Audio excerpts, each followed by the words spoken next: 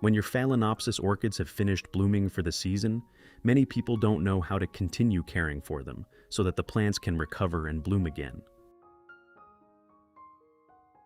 My orchids are the same.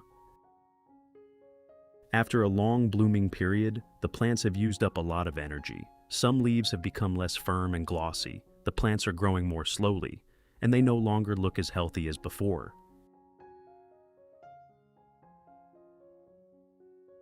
Today I will guide you step by step on how to care for and restore orchids after the flowers have faded. With just a few simple ingredients that are easy to find at home, we can prepare an organic solution to support the plants during their recovery stage. Under suitable conditions, we may even have a chance to stimulate them to develop Keikis, small baby orchids that grow on the flower spike. If you also love the beauty of Phalaenopsis orchids, watch until the end, and don't forget to subscribe to Wonder Garden so you don't miss the next useful orchid care tips. First, carefully examine the entire orchid plant to assess its condition after a blooming season.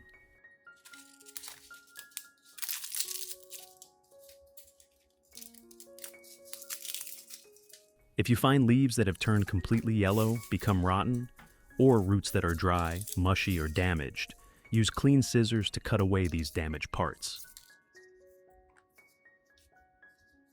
I have created subtitles in multiple languages. Please select your preferred language. Comment below and let me know which country you are watching from. It's amazing that we can connect from all around the world. Next, let's look at the flower spike. For flower spikes that have completely dried and turned yellow, they are unlikely to continue developing, so I will cut them off to allow the plant to focus its energy on the roots and leaves. However, if the flower spikes are still green and have healthy dormant nodes, you don't need to remove the entire spike. I will only cut off the tip that has finished blooming and is beginning to weaken, while keeping the section of the spike with healthy green dormant nodes. Under suitable conditions, these dormant nodes may continue developing into new flower branches or Keikis, baby orchids. Normally, when preparing potatoes, we peel off the skin and throw it away.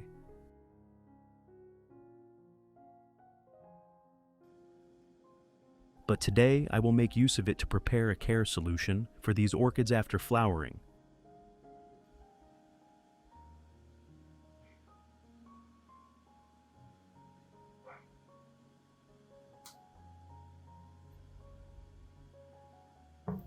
First, cut the potato peels into small pieces to increase their surface area and help the compounds dissolve into the water more easily.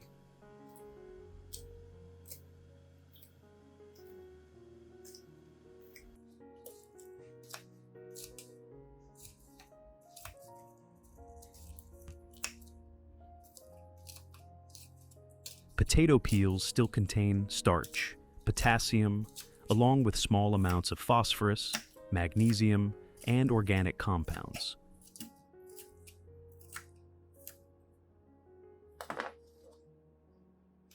After cutting them into small pieces, I will place all the potato peels into a clean glass cup.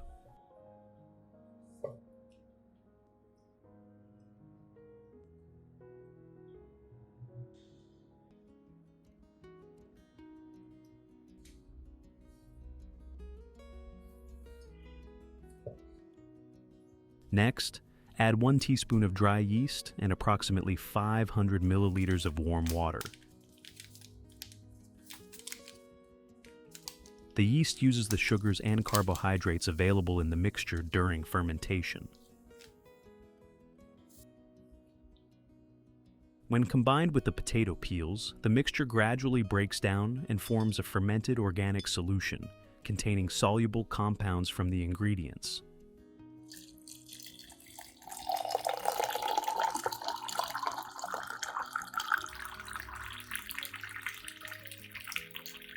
Then stir thoroughly.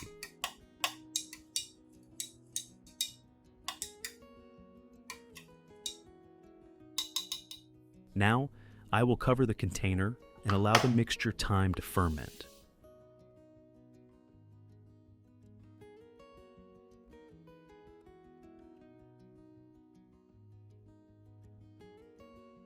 After approximately 2 days, when the mixture has undergone light fermentation, open the container and stir the solution once again. Next, use a fine strainer or clean filter cloth to completely remove the potato peels and yeast residue, keeping only the liquid.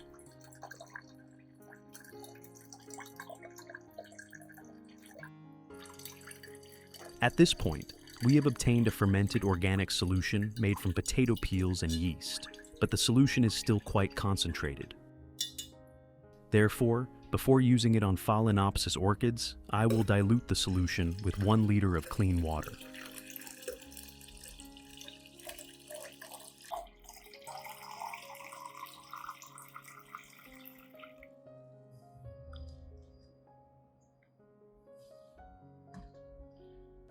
Method 1. After dilution, the solution is ready to use. I will pour part of it into a clean spray bottle.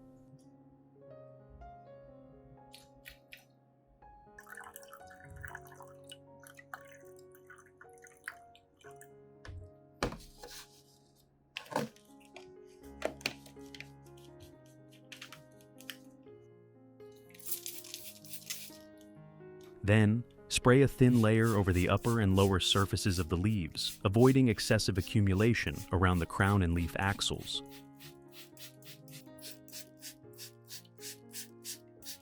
The potato peel and yeast solution contains small amounts of soluble organic compounds and minerals.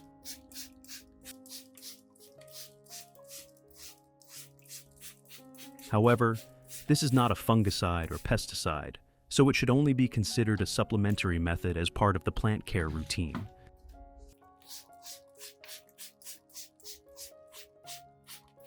Do not spray too much, because organic residue left on the leaves can create favorable conditions for unwanted microorganisms to develop.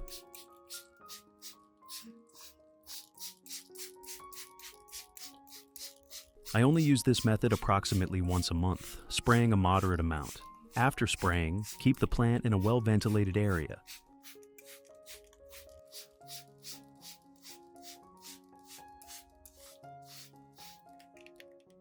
If you notice that some of the solution has collected in the leaf axils or crown, use a soft cotton pad or clean cloth to gently blot away the excess water.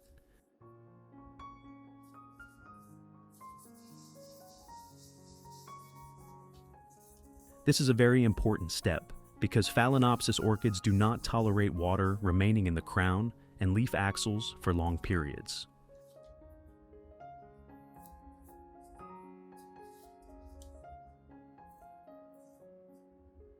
In hot, humid, or poorly ventilated conditions, prolonged moisture accumulation can increase the risk of crown rot and leaf rot. After drying the leaves, place the plant in a well-ventilated area so the leaf surfaces can dry quickly.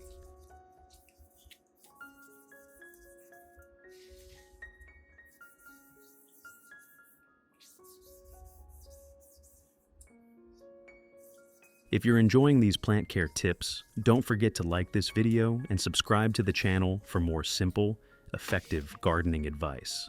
Tap the bell icon so you never miss a new video. And let me know in the comments which plant you'd like to see next. Your support helps this channel continue sharing helpful content with plant lovers around the world. Thank you.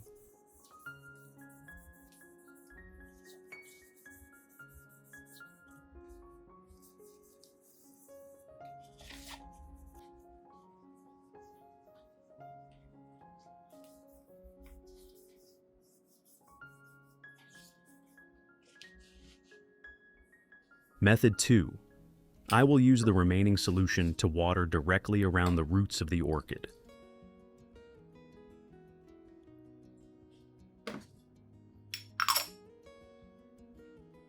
Slowly pour the solution around the surface of the growing medium so that it can soak down evenly and come into contact with the root system.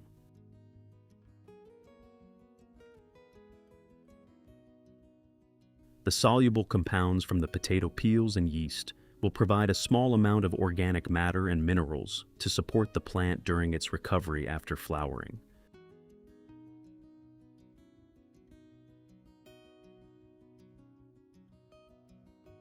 You only need to use a moderate amount, allowing the excess water to drain completely through the bottom of the pot, and never leave the roots soaking in the solution for an extended period.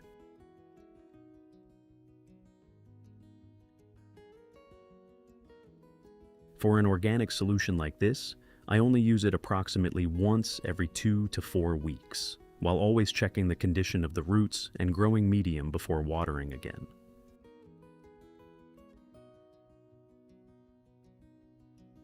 If you want to learn the secret to caring for Phalaenopsis orchids, make sure to watch this video carefully until the end. Your orchids will become strong, grow new roots, and bloom vibrantly all year round. Method 3. For flower spikes that are still green and have healthy dormant nodes, you can gently remove the thin protective covering around the node to expose the dormant bud. Work very carefully and avoid applying too much pressure, which could damage the dormant bud or flower spike.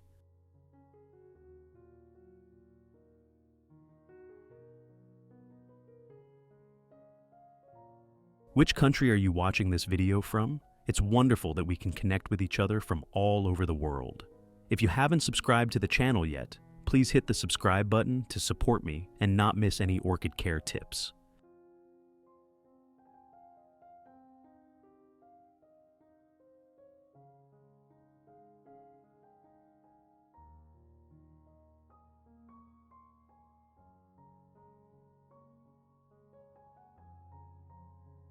Next, I will use a soft cotton pad soaked with a small amount of the diluted solution, then gently place the cotton pad around the dormant node as shown here. The purpose is to maintain light moisture around this area for a short period.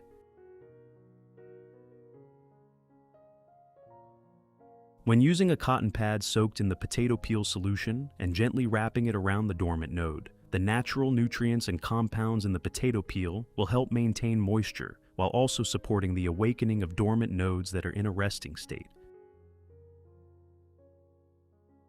As a result, the dormant node will have favorable conditions to develop, potentially forming new shoots, Keikis, or flower spikes more quickly and vigorously. After that, you don't need to continuously mist the area. Only add a small amount of mist when the cotton pad begins to dry, and regularly check the dormant node.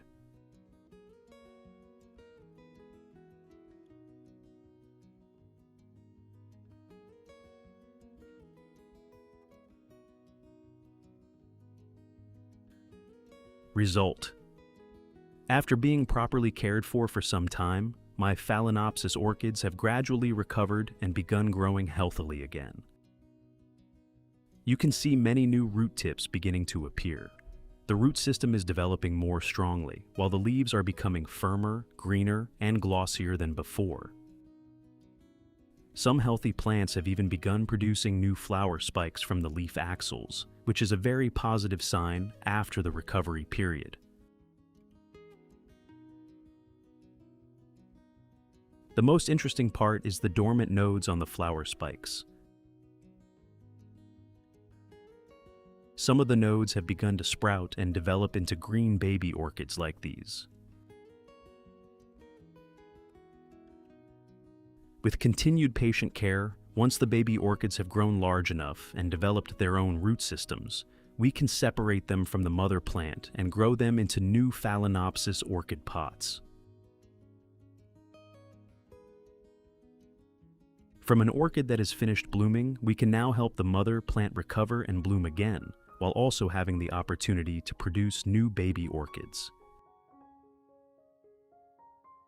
What do you think about today's method for caring for and restoring Phalaenopsis orchids? If you found this video helpful, don't forget to like, share, and subscribe to Wonder Garden so you don't miss the next videos about orchid care, recovery, and propagation. Thank you for watching, and see you again.